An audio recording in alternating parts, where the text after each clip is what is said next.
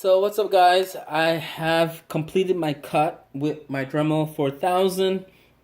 Just to give you guys an idea of what I went through. It wasn't pretty. It was a lot of sparks, and I actually had to go outside in the dark and finish this because these things, when they hit that stock, I mean, it's the sparks coming out of it. And I've never really done anything like this before, so I'm not sure if it's normal, if I'm just being a punk, if it's supposed to spark up like that. And and even outside, the leaves already falling for autumn. I was worried that leaves might catch on fire from the sparks coming out of this thing. Now, this is what these things look like when you start. And I must have been in the thing for about 2 minutes. Not 2 continuous minutes, 2 minutes of stop and go, stop and go, stop and go. And it just wore these things down. Look at that. That's just serious metal on the stock.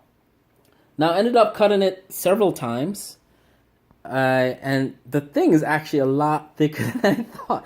Look at how thick that is. Like, look at that. So it wasn't pretty. In the end, I actually ended up doing several cuts of this thing. I attempted to do the pretty way using, like, I've practiced on my pipes. I thought this is what the end results would have been. Now, these Dremel saws, I assume, because this one cut the plastic like butter, I just assume when I switched over to the metal saw, it will cut the pipe like butter.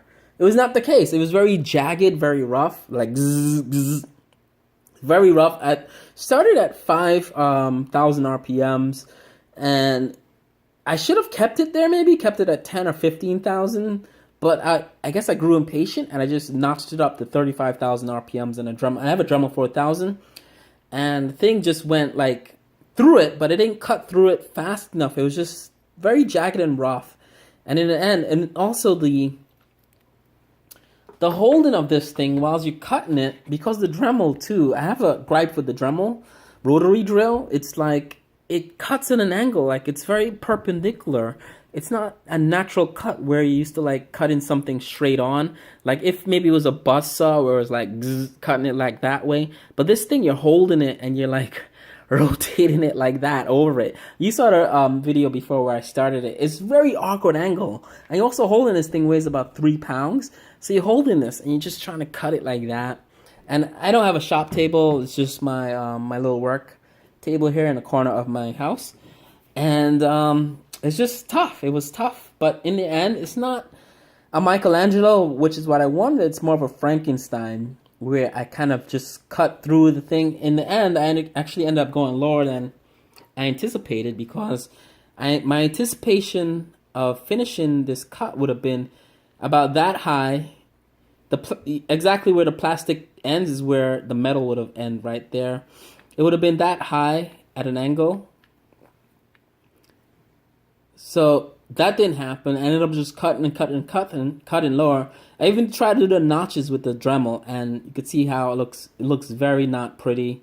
It's very rough. And so I went up to my car and I got my shifter, just to see how and if this would be reversible in any which way. Apparently, it's not reversible, because the functionality of this button is pretty much lost, I think, when you don't have the upper piece there supporting it. So let's see. Yeah, it's pretty much lost, I think.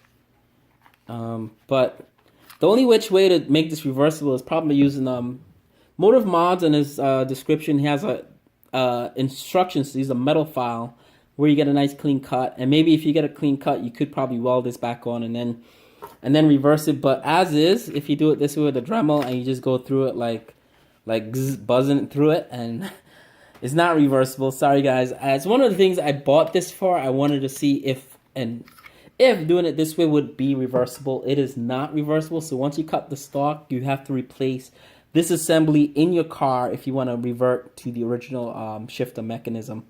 So that's said and done. How does this DCT fit on my Frankenstein project? I'm calling this Frankenstein because it's not what I anticipated. I anticipated something pretty beautiful, but it's very rough. So I ended up cutting lower than I did, just so I could get this to sit as low as possible. And I think this is as low as you get.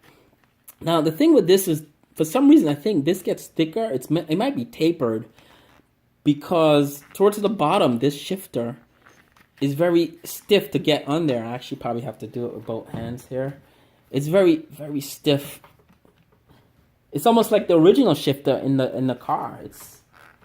You have to push it in, and it goes in all the way, touches the metal right there.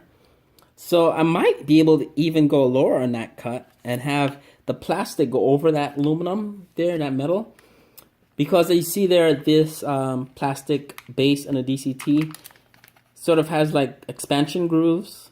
So I don't know what that's about. But as is, this sits as, I guess, as low as that. I'm not sure if this translates to anything visually for you guys. But I'm thinking that's as low as you probably could go. And it shifts pretty cool. It works. I'm going to hit my lever right there to unlock it. So it shifts, and the way this sits on there, it's very stiff. You could actually hold the whole thing up with just the shifter because it's, I don't know, it locks in there because I think the stock is tapered. It might get wider at the bottom, but it's holding that in friction alone. And this thing weighs about 3 pounds, so it's not going anywhere. So it's just pretty solid, actually. I was worried it would be loose on there, but it's firmly fitted on there. And I have nothing anchoring it to the stock. It's just slid on and friction is holding it in place. Let's go into sport mode. Sport mode. It's very, very, very firm on there. Now it does spin because the fins did not slot into those grooves that I cut in there. I don't know, because I cut it too short. But it feels good. It feels solid. It feels just as solid as the videos you've seen where people do this mod and are shifting this thing.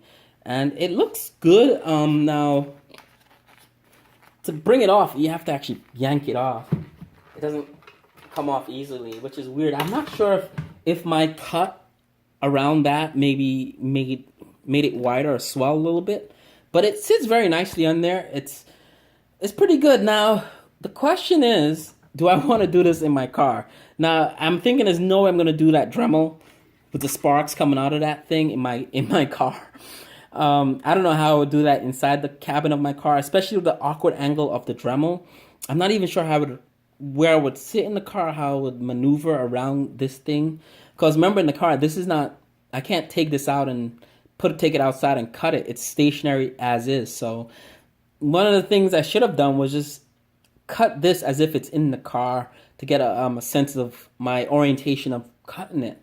Now, what I'm doing is just getting a metal file and following the Motive Mod kit to file it with the metal file. And I'm thinking he says it's about 2 to 3 hours, but I'm thinking it might be all day, like 10 hours of filing through this thing.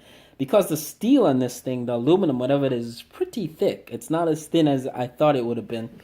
Now that begs the question, do I even want to complete this, or do I just want to let it be, sell what I have here for, get rid of that?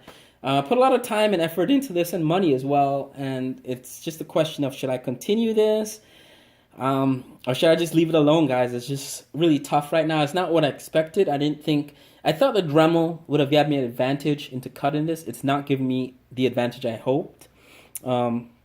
In fact, it's actually making it more difficult because now, do I sit in my car for 10 hours filing away at this to get the perfect cut?